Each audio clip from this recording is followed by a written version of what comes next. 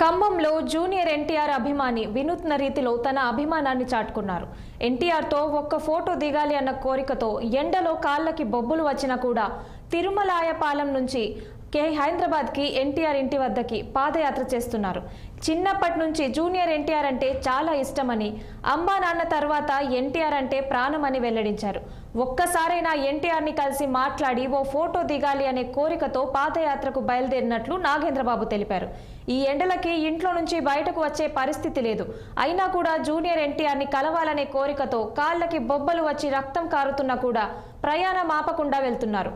ఈ కుర్రోడిని చూసిన సదరు ప్రయాణికులు ఆశ్చర్యపోతున్నారు.